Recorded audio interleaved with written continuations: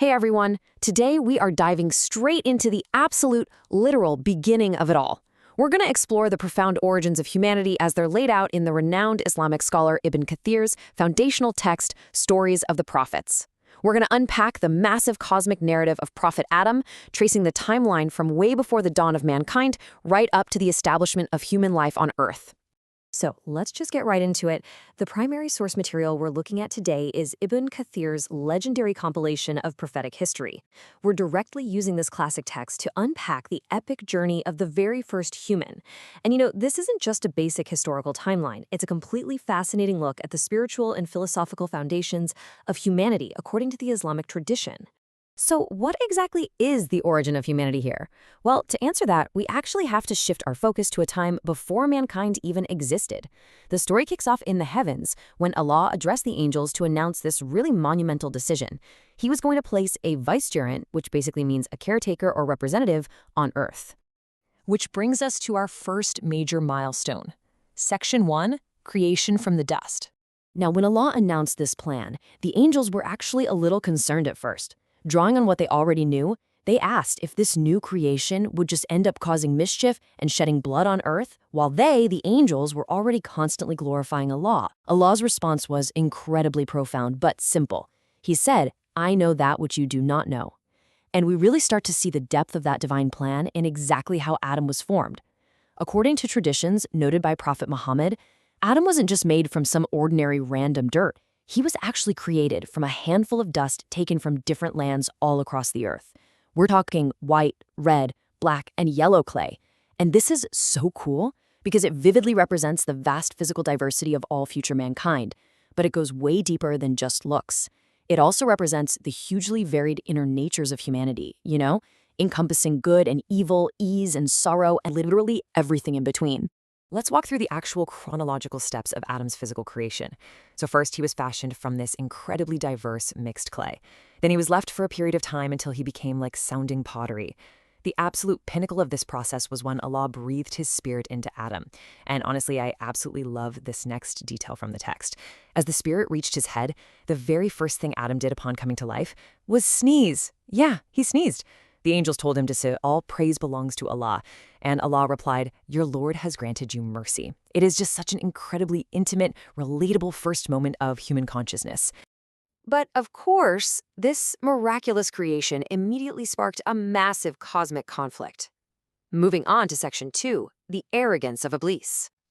Right after Adam's creation, Allah commanded the angels to prostrate before Adam as a sign of deep respect. And the angels? They obeyed instantly. But there was one entity, a jinn who lived among the angels named Iblis, and he adamantly refused. Now, when we break down Iblis's justification for saying no, we see this really fascinating contrast. Iblis actually tried to use reasoning here. He claimed that because he was created from fire, he was just inherently superior to Adam, who was created from mere clay. But the text points out exactly why Iblis's vanity was completely flawed. Think about it. Clay contains qualities of calmness, clemency, perseverance, and growth. Fire, on the other hand, it's characterized by heedlessness, destructiveness, haste, and incineration. He literally said, "I am better than him. You created me from fire, and him you created from clay." This moment of absolute, unchecked arrogance is a huge turning point. You see, Allah granted his commissioned creatures absolute free will, the freedom to choose, even the freedom to disobey him. Iblis used his free will to choose vanity and disobedience, and in doing so, he basically birthed the eternal enmity between Satan and humanity, vowing right then and there to mislead Adam's descendants forever. And that perfectly sets the stage for our next chapter, Section 3, Deception in Paradise. Now, before any deception actually went down, Allah gave Adam this unique gift that established his superiority over the angels in a way they definitely hadn't anticipated. Allah taught Adam the names and natures of literally all things. When the angels were tested on this later, they had to admit they only knew what Allah specifically taught them. But Adam, he could name everything. It proved that humanity's capacity for knowledge and learning is our absolute noblest quality. But despite having all this vast knowledge, Adam felt a really profound sense of loneliness. So to cure this, while Adam was sleeping, Allah created Eve, or Hawa in Arabic. Her name is actually derived from the word for living things because, well, she was created from a living being. She was given to Adam to provide him with tranquility, companionship, and love as they lived together in paradise. But things rapidly built toward a critical turning point. Adam and Eve were allowed to enjoy literally all of paradise, with just one single exception: a specific tree they were explicitly warned not to approach. But as the text notes, human beings have a tendency to forget, and our willpower can weaken. Iblis, acting on his sworn enmity, exploited this exact human weakness. He whispered to them day after day, deceptively promising that this specific tree would grant them immortality, or even turn them into angels. Eventually they caved. They ate the fruit and instantly realized their nakedness. But I want you to notice the final outcome of this event.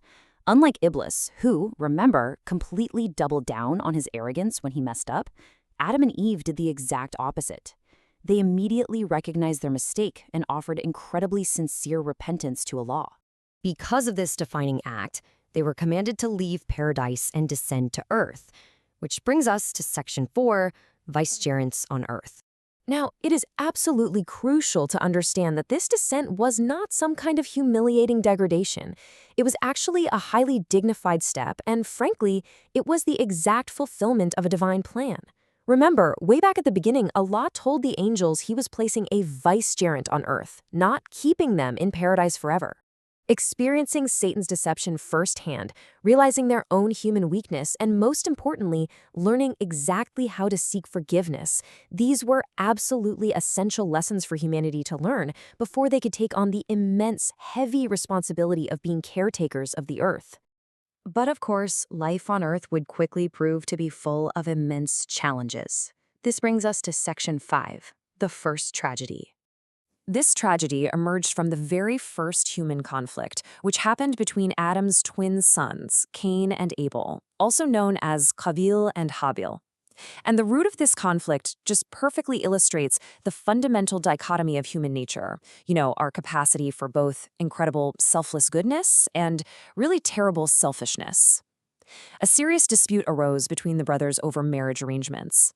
To settle it once and for all, Adam told them to each offer a sacrifice to Allah. Abel sincerely offered his absolute best livestock, and it was accepted. Cain, however, resentfully just offered his worst, lowest quality grain, and it was rejected. Consumed by jealousy and his baser desires, Cain threatened his own brother. And Abel's response here is just incredibly powerful. He says, "If you do stretch your hand against me to kill me, I shall never stretch my hand against you to kill you, for I fear Allah." I mean, Abel showed just unbelievable restraint and piety in that moment. But tragically, Cain's jealousy entirely overcame him. He struck and killed Abel, committing the very first murder on earth. Afterwards, consumed by guilt and literally having no idea what to do with his brother's body, Cain watched as Allah sent a raven to dig a hole and bury another dead bird. This incredibly somber, heavy moment taught Cain how to bury the dead, officially establishing the first human burial. Despite this absolute heartbreak, Adam's mission on earth had to continue, bringing us to our final section, a prophet's legacy. As an aging prophet, Adam spent the rest of his life advising his children and his grandchildren, continually, constantly warning them about the deceptions of Iblis, drawing on his own painful experiences. Adam's life eventually came to a really peaceful end. He appointed his son, Seth, as his successor to carry on the prophetic mission. He prophesied to his children that Allah would continue to send messengers to guide humanity. And when his time finally came, angels actually descended with a shroud and embalming materials brought directly from paradise itself. They washed him, wrapped him, and buried him, telling his children, "This is your tradition at the time of death." Adam's legacy firmly, permanently established the chain of prophethood that would continue to guide mankind. To completely wrap up our explainer today, I really want to leave you with this final provocative thought. Later on in the text, there's this absolutely fascinating account of Prophet Moses questioning Adam. Moses essentially asks him why his sin got all of humanity expelled from paradise in the first place. And Adam replies by pointing out that Moses, someone who spoke directly to Allah, should surely know that this was all predestined long, long before Adam was even created. Prophet Muhammad even noted that in this specific debate, Adam outclassed Moses. And it leaves us with such a powerful question, right? Was Adam's mistake really a failure? Or was it a perfectly necessary predestined step, specifically designed to teach humanity the profound balance between divine knowledge, the heavy, heavy burden of free will, and the ultimate redeeming power of sincere repentance? Think about that for a bit. Thank you so much for joining me today and unpacking this truly incredible foundational story.